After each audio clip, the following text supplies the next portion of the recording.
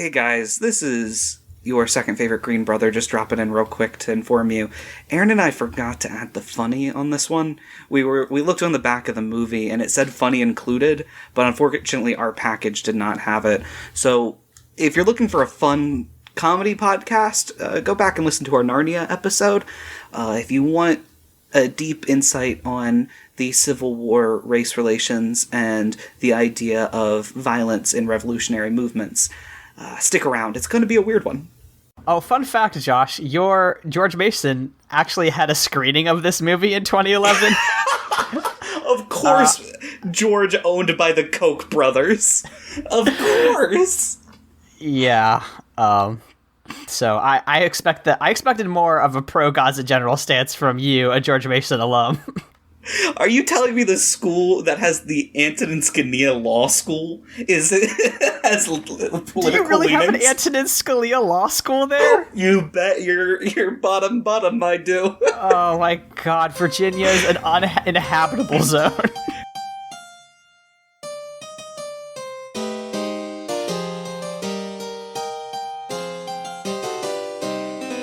Welcome to Bible Boys, a podcast where two ex-evangelical siblings and an ex-Catholic non-sibling watch Christian media and either praise or condemn it. I'm Aaron. I'm Josh, and I'm not Michael. Join us this week as we watch the 2003 Confederate apologetics film, Gods and Generals. Before we sum up 4 years of history in 3.5 miserable hours, please be sure to rate and review us on Apple Podcasts, like and comment on our video, and follow us on Twitter at The Bible Boys. Now, gentlemen, we gather here today not because we know we have rights, but because rights move in a direction of land, and rights should have rights and land, and in this land, and those gentlemen across the stream shall not understand the land of the rights. You warned me about this bit, and it was actually still worse than I imagined it would be. Was it just so painfully accurate? To the movie that we watched, yes. To American history, no. Aaron, defend yourself. Why the fuck did you make me watch this 3.5 hour long movie?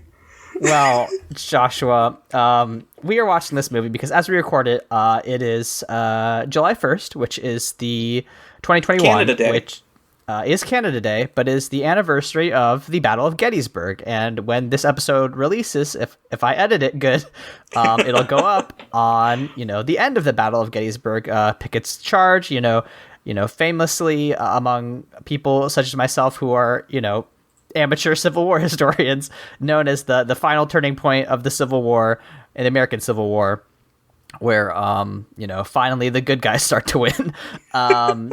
And because we run a Christianity podcast, I was like, oh, well, there's a movie called Gods and Generals where they talk a lot about the Confederate and Union leaders, spiritual relationships.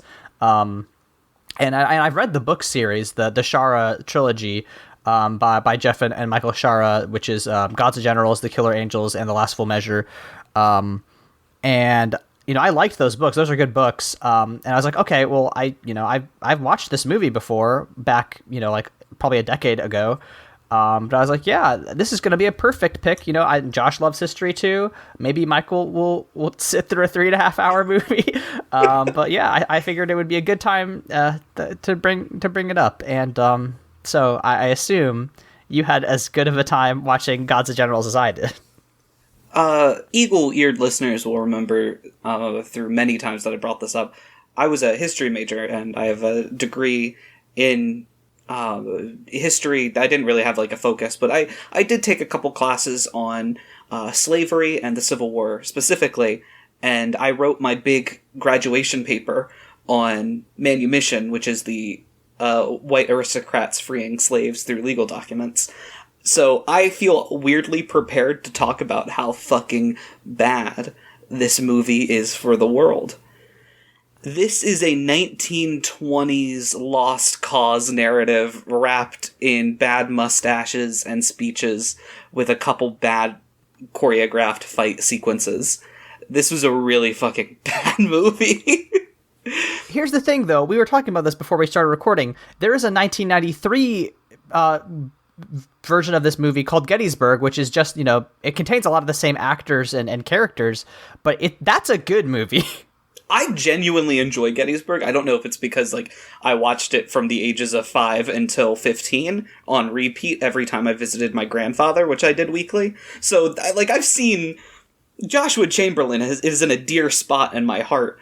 This fucking movie. Sorry, they did Joshua Chamberlain dirty in this fucking movie. Colonel Joshua Lawrence Chamberlain pretty dirty in this film. Oh my god. So this movie is the Stonewall Jackson is so fucking awesome and buff and pretty, and I think maybe he'll fuck me senpai, please. Like, this entire movie is just how cool he is, and those dirty rascals in the north trying to come here. This is our land. It's really bad. I mean, if we want to, we were talking about this earlier too, and like, there's really not enough plot to do a whole point-by-point summary, because all it is the history of 3 battles. First Manassas, Fredericksburg, and Chancellorsville. And we did not watch the extended director's cut because we didn't need that Antietam scene. That would have also been super boring, Christ, I assume. Yeah. But like, I think we should attack this into like 4 different sequences. All right. What's your battle plan, Colonel Joshua? Right. My name is Lawrence Chamberlain. I've got this. So I think we should go with the fact that what makes this a bad fucking movie, it's terrible depictions of the North, it's terrible depictions of the South, and then it's god-awful depiction of slavery. All right. Let's talk about its depiction of the North, then. Oh, do we not want to talk about how the fact that this entire movie is speeches and then bad explosions while people jump in the air, and then more speeches, and then more speeches, and then more speeches? Listen, so if you... I fancy myself an amateur writer, and I think that gives me the ability to have opinions on what makes good writing. And I think one of the, cornerstone pieces of writing advice you get when you're first trying to learn how to write is show, don't tell. And I think that's largely outdated. I think that it is perfectly fine to tell the audience what is happening in a scene. This film has made me reconsider my stance on tell, not show. Because they do so much telling that it makes me want to die. This movie is just an unskippable cutscene. It is just, like, I don't care. Like, the amount of times that we have people giving speeches about land, about how cool land is, and how it's so sacred, and that we learn to walk here, and these big ol' Yankees come in to attack us. Just fucking, I got it when Stonewall Jackson talked about it. Robert E. Lee doesn't need to talk about it. Like, what the fuck, man? Yeah, there are so many points in which they're like the movie opens with this guy offering General Lee, or Colonel Lee at the time, command of the Union Army to suppress the Confederacy, and Lee is just like, Lincoln has started this war by calling on 75,000 volunteers, and he gives this big speech about how he has no greater duty than to his home, Virginia, and then like basically every Virginian in this movie gives the same speech, like Thomas Jackson does the same speech, but he's also like, and I also think we should do more genocide, which is a wild thing to say for your protagonist, but all right. Also, I'm going to be jumping in occasionally with, like, some history things. If someone comes up and tells you that the North started the Civil War, just remind them that Lincoln wasn't president yet when shots were fired in the South. So he did not start that war. Yeah, no, secession happened before the transfer of power took place. So months before. Because before, like, we had very quick election results. There was an election 2 to 5 months later, you found out, and then a couple months later, they got, like, the presidency. Yeah, I think, like, the inauguration was in March, right? I think so. It was a really contentious election. It took fucking forever. Yeah, I mean, listen, if you want to learn about the history of pre-Civil War, there's actually a free Yale series I will drop the link to, because that's what I did in May, is I just watched this entire like lecture series. And I mean, I think that the guy who who teaches it does have some takes that are very dated now in 2021. Like, he was like, oh no, don't tear down all the Confederate statues. I think he has since recanted that particular belief, but it is still like a very good value just to like learn about the Civil War history. But Shout out to my George Mason Civil War professor who did an entire lecture on Confederate statues, in which he said that he constantly gets on radio, conservative radio, like, shows, and they're always like, what do you think of these mobs tearing down these statues? And he always brings up the fact that he's like, yeah, you know, it's really frustrating. Back in 1776, I was really upset that they took down the King George statues up in Massachusetts. Absolutely dreadful. Oh, fun fact, Josh, your George Mason actually had a screening of this movie in 2011. Of course, George owned by the Koch brothers. Of course. Yeah. So I expected more of a pro Gaza General stance from you, a George Mason alum. Are you telling me the school that has the Antonin Scalia Law School has political Do you really leanings? have an Antonin Scalia Law School there? You bet you're bottom, I do. Oh my god, Virginia's an uninhabitable zone. It's so frustrating because George Mason itself is a super liberal college in Fairfax, Northern Virginia, and the law school is the most conservative law school I've ever seen. That's extremely funny. But yeah, this movie has, I mean, that's what it was largely criticized for. I mean, I'm going to be drawing a lot from the Wikipedia here, of course, but like Roger Ebert in particular was like, yeah, all the characters are pretty two-dimensional and extremely sanctimonious, and they basically just like say their ideology several times over and over while like dramatic music plays in the background. And like, I don't encourage anybody to watch this film, but like if you want to know why we're coming at it so hard, you just have to listen to the music cues in this film, because when the rebels like attack a Union battery emplacement, like very happy, exciting music plays, and like when Stonewall Jackson dies, spoiler alert, you know, they have a chorus of angels in the background. But like when the very few times that the Union does anything, like when they take over Fredericksburg, they're like, oh, hey, the Union just wants to destroy and burn the town. But, they see a bunch of black people, so they're not going to touch the black people. But, you know, all the other stuff, the federal troops just love to loot and pillage and be generally mean to the Southerners. And it's just the worst. So, Aaron, I watched a very good YouTube video that, like, took this down, and I believe the name of the channel is Anton Shea. Amazing work. And he covers the Civil War very well. I recommend looking it up if you find this at all intriguing. But he pointed out that there is one racial slur used in this entire movie, and it is used by Chamberlain's brother, a Union soldier, which is baffling. The depiction of the Union here is terrible. They're shown ransacking Fredericksburg, and one of their colonels is like, this isn't how soldiers are supposed to fight, implying that, like, the South had the real soldiers. Mm-hmm. Yeah, they had that elan and you know, the chivalry that the Northerners lacked.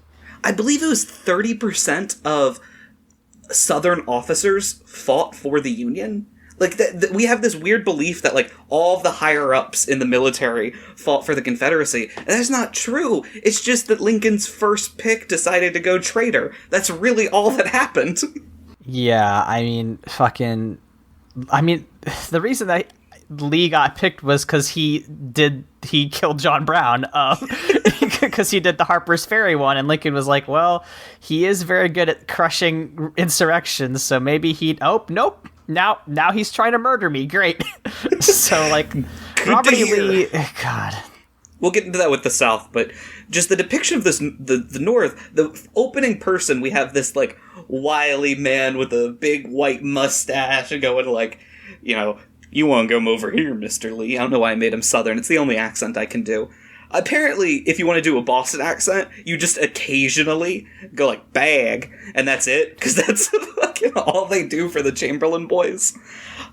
But, yeah, just the idea that the North were instigators in this war, and listen, war crimes did happen, but you know who they happened to the most? The enslaved individuals. The Northern soldiers did not come into the South and, like, attack random white women all the time. Most of the time that happened to enslaved individuals because they were still seen as lesser than. So the idea that they're, like, treating the white people terribly, it's just some, like, Sherman propaganda that I wasn't expecting. It's very bad. Do you want to discuss how Robert E. Lee is the most boring character in media? I mean, he's certainly the most boring character in this movie. They don't really give him a lot to do besides just be like, well, this is a Civil War movie, so we have to have Robert E. Lee in here, I guess. This movie's primarily about Stonewall Jackson. Yeah, which is insane that, like, you can make Robert E. Lee... I don't know. I don't like him. You can follow my Twitter for my I think he's a bad general takes, and if Aaron will permit me, I'd like to just put that out there real quick.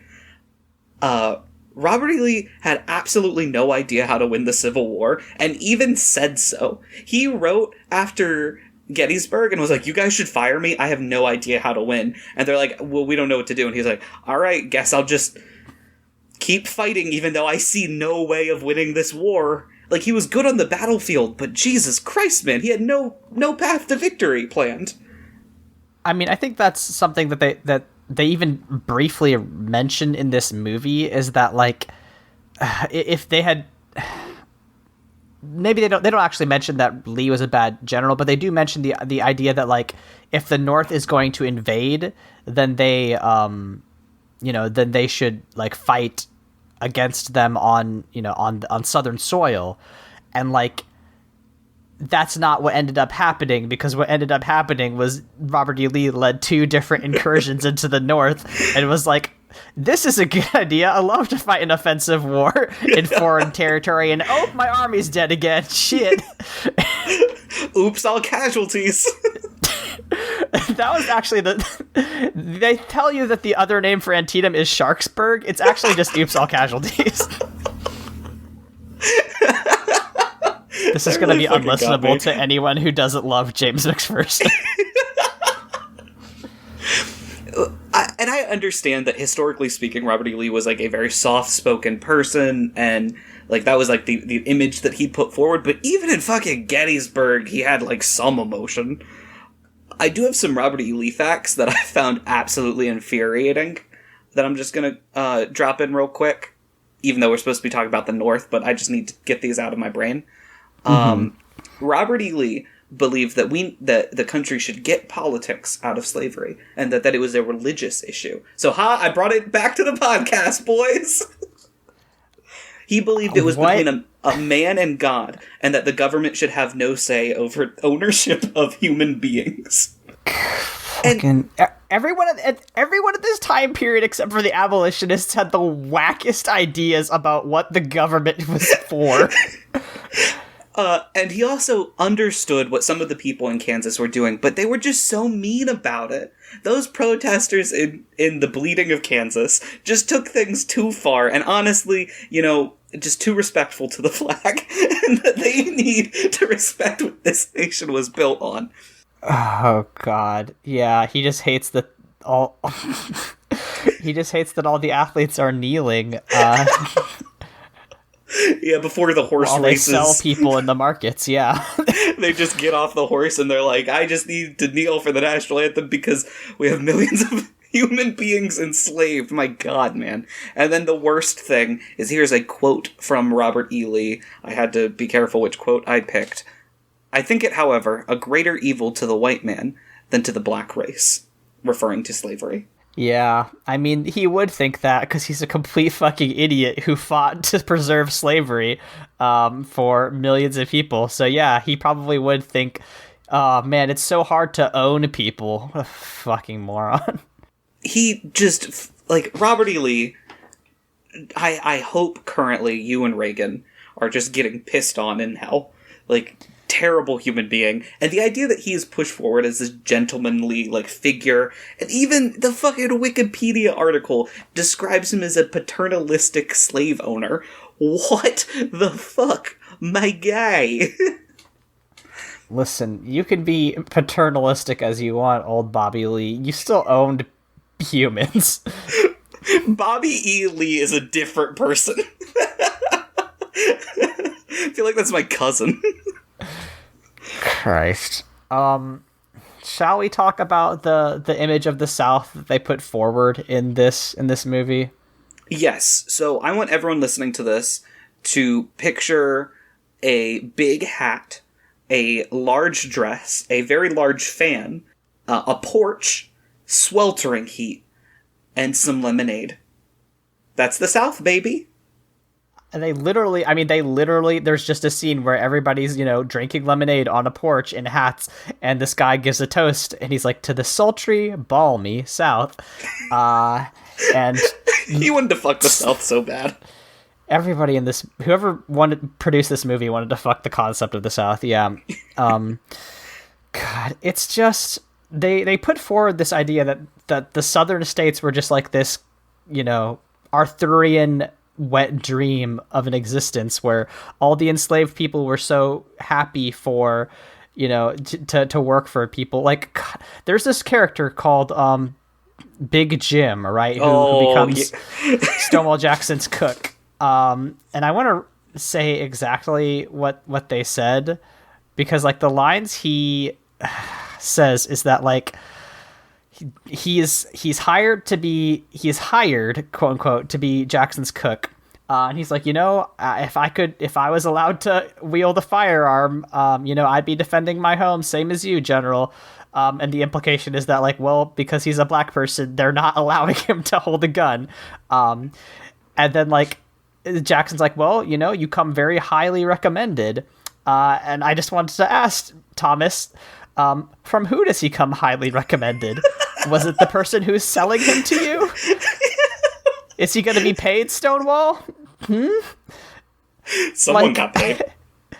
Someone probably did get paid, but I don't think it was poor Jim. And then there's another scene with Jim where Jackson and him are praying for the safety of their families. Oh my God. And Jim asks God, but also, kind of also asks Jackson, how can a Christian man tolerate their black brothers in bondage? And Jackson, looking away from Jim and up to the heavens, is like, well, God, I just need you to speak to us. My heart is open. Whatever your will is, let it be done. Like, Thomas. Do you remember the part he said afterwards, though? Was it that the Southern government will soon free black people? If they fight for us. Yeah, no, of course we're going to let all of you hold guns. We would be so psyched about that. Oh, we haven't passed laws for like 200 years to keep black individuals from holding firearms. Black people still can't safely own firearms. Perhaps y'all remember the unfortunate case of one Breonna Taylor, but the reason that her and her boyfriend were fired upon is because the police broke into their house with unannounced. He got afraid and he shot at them, and then they killed her. So, like, yeah, that particular Second Amendment argument still not over. Fucking Christ. I shouldn't laugh. It's so sad. It's a defense mechanism. Fucking sucks, but like this movie is bad. It's just like, yeah, no racism. It was actually an invention by those wicked Northerners. That's what Phyllis Schlafly said in her review of this movie. She was like, this is the no PC shit that I love. God, burn in hell, Phyllis. Do you remember the other enslaved individual who was the black woman at the house? And she, like, gave the Southern soldiers hugs on their way out and was like, y'all come back now, you hear? I just wanted to say that line. Martha is her name, yes. And then when, I believe in Fredericksburg, when those darn Yankees are attacking, she says that they're like, is this your master's house? She's like, it's my house. Mm-hmm. What the... do you... So... I have to go on a quick, again, tangent. Again, I've studied a lot of this and I want to get it out of my body because it makes me angry.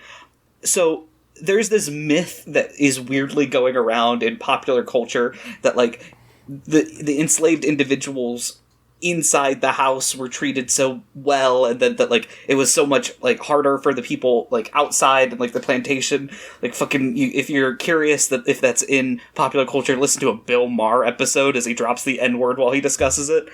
Fuck him. But there's this is a comedy podcast. Oh no, I'm not going to get into. It was bad there too because they didn't have rights or autonomy over their own being. So yeah, maybe actually show that these big old heroes are taking away human autonomy, and maybe demonstrate that they are fighting for the enslavement of an entire population, and that they're fighting for the expansion of that. I think this movie, like, inadvertently kind of does that, where, like, Martha is like, oh, this is my house, even though it's, the people who own her house, technically. And then after the Battle of Fredericksburg, which does take an hour and a half of this movie. It's very fucking long. Of this movie's runtime. And boring somehow. And still incredibly boring. But, like... How'd they make the fucking Battle of Fredericksburg? They turn... Sorry, continue. They turned the house into a field hospital, and, like, there's actually my one good note about this movie. There's, like, a scene where, like, there's a wounded Union soldier, like, dripping blood onto the keys of a piano, and I thought that was, like, an alright shot. But when they come back to this house, they pray and they say, oh, we're so grateful that, God has preserved this house, and they host Christmas dinner there. And all the, big officers of the Union or the Confederate Army are there, Jackson and Lee and Hill and all them. They're listening to somebody play that piano. And conspicuously, Martha is not there, nor are her children, because they're presumably making the food in the kitchen that all of these people are enjoying on Christmas, because it's like, all right, you did a good job preserving our house, back to being a regular enslaved person. Fuck off. And I understand it is very difficult to make a movie that is based off of the Southern perspective of the Civil War, but it can be done correctly. I'm going to steal this from my professor. There has been one Civil War movie that I've seen that is the most historically accurate portrayal of Southern soldiers and enslaved individuals. It's also a terrible movie, just because it's just not well made. And that's The Free State of Jones, the Matthew McConaughey pick, where it talks about how if you own a certain amount of enslaved individuals, your son doesn't have to fight in the war. And the fact that, like, they're fighting a war for cotton and enslavement. And that it goes into, like, voting rights afterwards. Very good movie. If you're... Not very good movie. Very good portrayal of the South. Bad movie. Just a garbage movie. But at least it doesn't say, hey, maybe slavery wasn't so bad. I do want to at least make this tangentially related to Christianity. Let's talk about Thomas Jackson and his arc through this movie. So we follow Jackson's arc from when he was a professor at Virginia Military Institute, all the way through his death after being shot by his own men at Chancellorsville. Get fucked! Get fucked! Is extremely funny. The only good Confederate is a Confederate that shoots another Confederate. Listen, I would give precisely one medal to anyone who served in the Confederate Army. It's the person who killed Stonewall Jackson. And then we will take it away. God. But, like, the gods in this movie comes from the fact that, like, Jackson is, like, a wildly, fanatically, religious individual. And, like, they portray his religiosity in a way that they want you to think he's cool, but he says some of the most buck wild shit imaginable that, like... like, if you've read the Bible or, like, just in general kind of know what Christianity's vibe is about, you're like, oh, this guy's a maniac. Like, there's this part where, so he's talking about, like, how useful it is to read the Bible and then, like, use biblical, like kings and, He says, like, First and Second Kings. He's like, I get my battle reports from those books of the Bible. In particular, I really loved the portrayal of Joshua's battle against the Amalekites. I thought that was great. And if you know anything about that particular battle in the Bible, that's the one where they do a genocide on a whole group of people. Of course he'd be into that. I mean, his whole character is like, we have to, fight them with the bayonet. There's a whole thing where they're like, train with the bayonet. Your bayonet must be to us what the sarissa was to the Macedonians. And, like... Oh my god. I'm sorry, I just remembered one of his lines where he was like, we need to raise the black flag. That's what he says.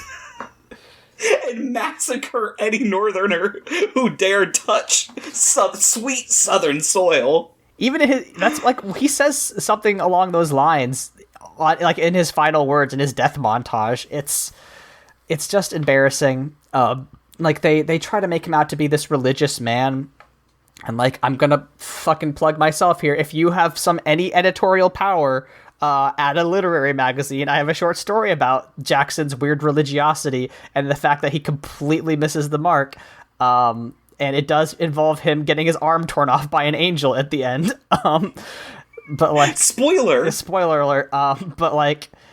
Yeah, like, I hate this portrayal of Jackson as this noble Christian soldier, when he was in fact a person that fought to keep millions of people in bondage. I'm sure you will enjoy this. Do you know the history of his nickname? There's Jackson standing like a stone wall, rally behind the Virginians, is that?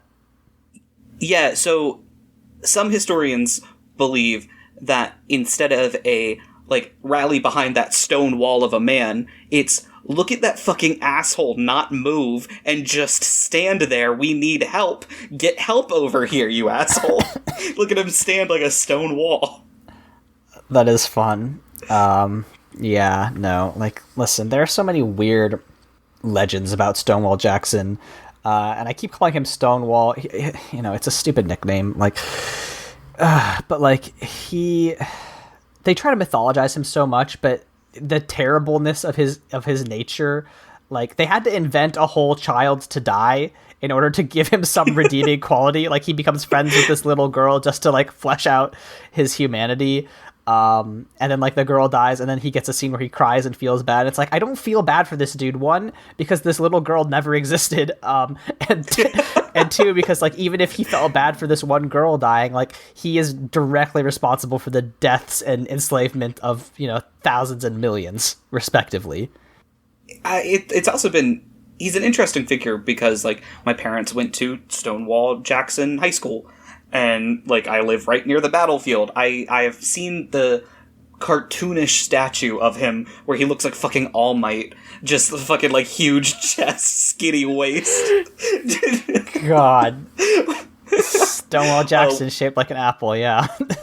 But in fact, that, like, he was built like if my brother was trapped in, like, a racist pale white room for 40 days and 40 nights. That's what would come out. Oh no, that's the worst thing I can imagine. That's where we're trying to rescue Michael from that right now. But, like, he just... I don't know. It's very upsetting, and I know... It's the only time I'll say people on the left and people on the right. They love to, like, find a figure and just, like, put them up on a pedestal. And it's way more prevalent on the right just because it kind of succeeded in doing that.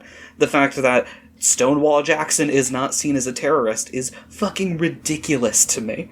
That, like, these are people that rebelled against the nation. There's actually some, like, interesting facts that, like, if you go to Civil War memorials built during that time period, they will only list Union deaths, because those were American deaths. Those were American soldiers. The other ones were terrorists. So who cares how many of them died?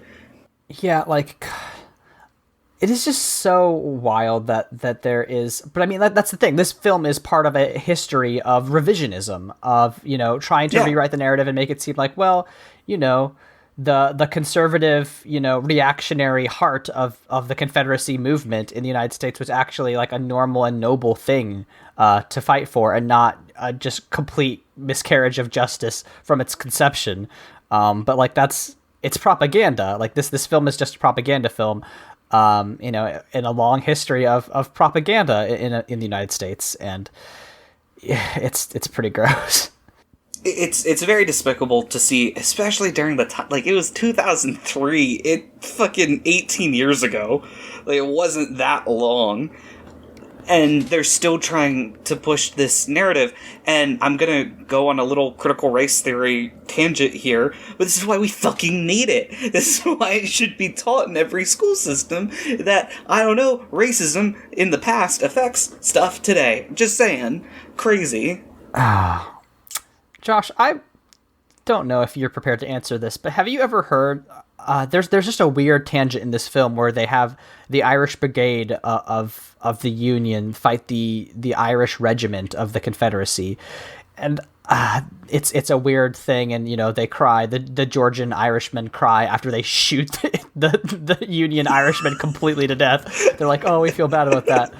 Didn't they learn anything from the hands of the English? It sucks." But like, did you ever hear that myth that like there were more enslaved Irishmen in the United States than there were black people? Yeah, it is one of the most infuriating lies that has ever been told to Americans, and I think a lot of it comes from the fact that a good deal of white people in this country claim Irish heritage, so they can be like, well, actually, I'm the oppressed one, and it's incorrect by all standards. Just the idea that indentured servitude, you're going to equate that to enslavement, is baffling to me. People... I'm not prepared to talk about that myth here, unfortunately, but, like, please look up, like, the myth of Irish enslavement and just, like... Yes. Don't go to anything that looks like they would be happy to have a Confederate flag banner on them. Like, oh, my lord. I do have a fun story of both the Confederate president and the United States president during this conflict. And I'll start with the Abraham Lincoln one because I think it's more fun. So the fact of there being an all-Irish regiment is very common. And there was an all-German contingent called the Flying Dutchman. And Lincoln needed to pick I believe it was like a major general, like a pretty high up ranking individual, and everyone put out, his chiefs of staff put out like a huge list, and he found one that was like Schadenfreude or something like that, just like a super German name, and he's like, Schadenfreude. I like that. And they described him as like saying the name, like rolling like candy around his mouth, like he like seemed to really enjoy it. And the reason is because the election was coming up, and he wanted all German Americans to be like, hey, one of us made it! Yeah, that's our boy! I mean, in some ways, politics has not evolved that much since then. Yeah, that's fun. And it's just a fun one. This one shows how bad Jefferson Davis was as a president. So there was a general that was very bad, and all of his subordinates were complaining to Jefferson Davis about it. So then Jefferson Davis went to like that camp, got everyone in the same room, and had all of the subordinates tell their boss to their face why they thought he was doing bad.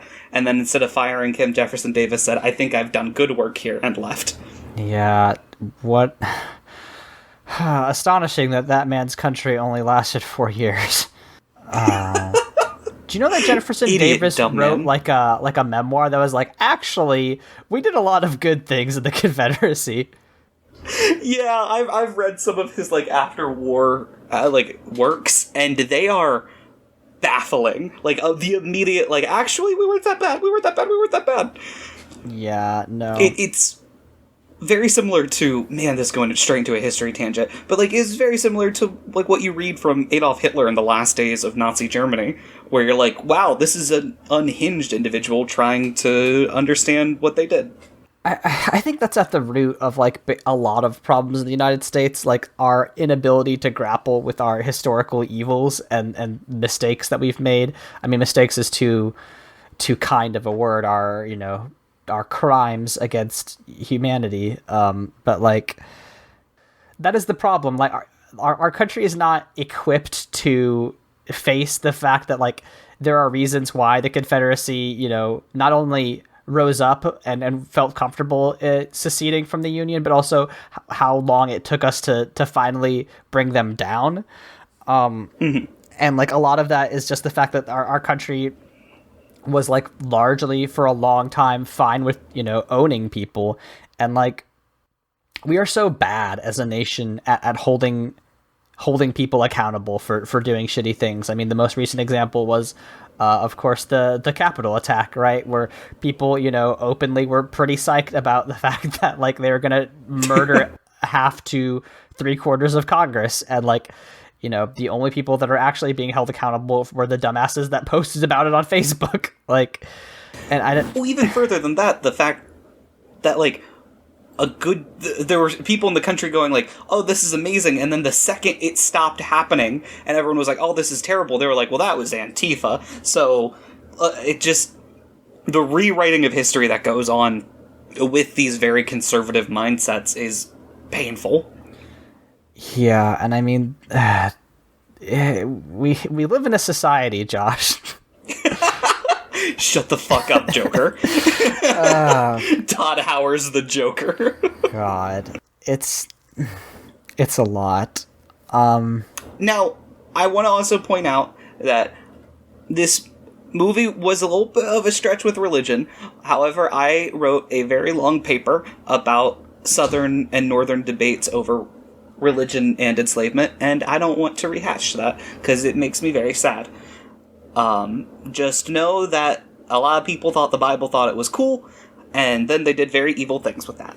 So, it sucked. Yeah. We're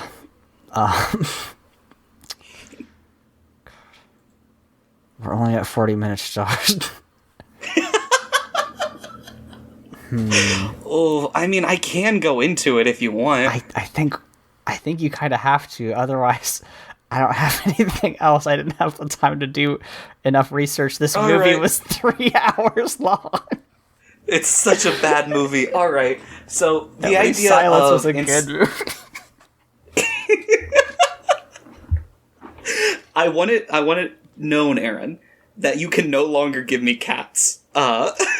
Like shame for picking cats, because that had more to do with God than cats in general. You're right, unfortunately. All right, so welcome to Professor Ashi's History is Very Sad. So one of the biggest examples of how people defended enslavement in the Bible was very early on, where the descendants of Cain would have like a mark against them, and then another one very soon after were the I can't remember what was it, Ham or Shem, Noah's kid that saw him naked. Ham, right? Ham, I think it's Ham. Yeah. Ham's descendants would be enslaved by his siblings, so a lot of Southern people at that time were like, well, those are just black people. So that's cool and fun and terrible, but that was one of the defenses that they put on there. The split between North and South went into religion itself, where the Northern Baptist and the Southern Baptist split happened like 2 years before the Civil War, because the South was like, hey, slavery's cool, and the North was like, fuck you, no, it's not. And then that's where my religion began. My ex-religion got its start. Love to see it. But, like, even if you read, like, the convention notes, they were like, and pastors will not tell other pastors what their congregation can or cannot do, trying to put forward this very, like, hey, individualism, that's what we're all about, even though we're pro-slavery. Josh, as somebody who is who at least, you know, who knows what you're going to do in the future, but at least is not ruling out the possibility of being a teacher in the future. I wonder how you would want to teach your presumably high school level students about the Civil War. You know, because I was thinking about, like, you know, were it up to me, like, I would probably just have my high school students like just do a report, like write a paper on each, you know, new state's like document of secession, and be like, hey, read this and then tell me why they seceded. But I'm wondering what you think would be effective as an educator. Yeah, so I think a lot of it comes from, without telling them that you are disproving common stereotypes, disproving those stereotypes. For example, states' rights is a big one that's put forward, but then you have clauses that do not allow northern states from helping runaway enslaved individuals, and just putting that out there and being like, hey, maybe, you know, take a look at this.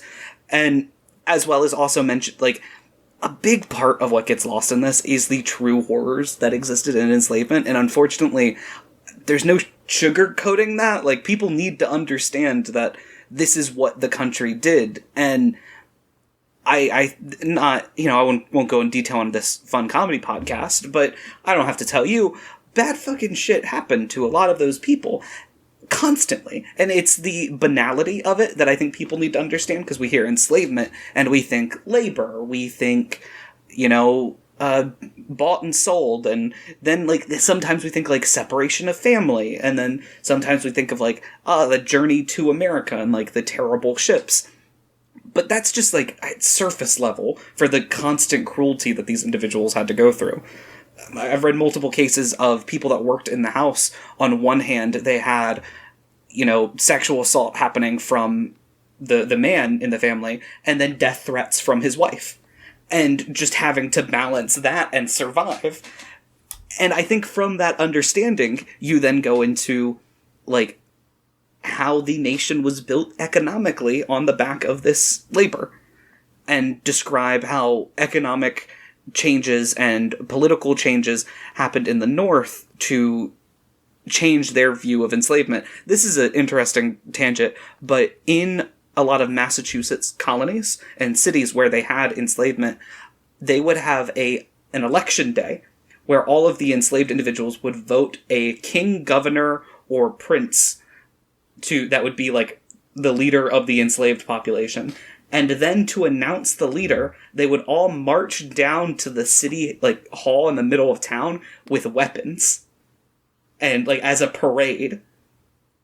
And then they would make that announce this person won, and it'd be a big party. That's a very different image of what enslavement was than what it was in the South. And I mention that because the type of chattel slavery that was picked in the South was picked. It's not like they were burdened with this. There were different types of enslavement around the country, all of them terrible, but chattel slavery specifically was what was decided in the southern states. And then from that understanding, I would try to then explain that a lot of the Unionists weren't much better, and that a lot of them wanted to end enslavement because they thought they were just taking too many darn jobs. And then I'd talk about how John Brown got the answer right. My one favorite thing, though, is at the very end of this movie, they're like, the saga of the Shara trilogy will continue in the last full measure, and this movie flopped so bad that movie did not get made. What a bold call. What a bold just prediction. Like in the Dante's Inferno video game, love a called shot that falls completely flat. Just a sad, the end of the second Fantastic Four. Just that silver surfer shield, or surfboard, coming back towards the camera. I'm so glad that this dude never had to talk about Sherman. Because could you imagine what his take on Sherman would be? There'd literally just be a scene of him slitting some woman's throat and drinking out of her blood, drinking blood out of her veins, fucking Dracula. The big bankers are paying me to do this. Yeah. Oh Christ, Josh. When we are not struggling through one of the least funny parts of American history, where can people find us on the internet? Well, normally they can find me giving a review at the end of the podcast. Fuck! I'm so out of it. Josh. I have it. I have rating in big fucking block letters. I'm just... Every fucking week, man. It's getting funnier the further away we get from the first episode we've ever recorded. Because it's been a bit for a year now, my guy. It's a disaster. Josh, what would you rate this movie? I'm gonna give it one Song of the South. I'm giving this the 13th Station of the Cross. Jesus is taken down from the cross, because I might just not put this episode up. We'll see. Oh my lord. Josh, when we're not struggling through some of the least funny parts of American history, where can people find you on the internet? I am at Green History on Twitter, and if you are listening to this, which I don't think you will be, but if you are, comment, and subscribe. You can find me on Twitter at AaronSXL. You can listen to the other podcast I do at Mortified pod. We put out an episode on the Fast and the Furious and Furious 7 on Monday. So please look out for that. It's actually a very, very good time. Did you go ahead. Remember to bring the funny for that one? That one is actually humorous, I think. That was my problem. I should have warned you that I didn't have any funny at home. I really thought this one was going to be better, King. I also wrote an essay about, if this is actually related to religion, I wrote an essay about being biracial and how the Catholic concept of the hypostatic union helped me kind of square my beliefs about that. And I'll put a link to that in the show notes as well. But if you, like us, are just weeping in horror at the prospect of having finished this unlistenable podcast, just remember that it is okay to cry because even Jesus wept. We'll see you all next time.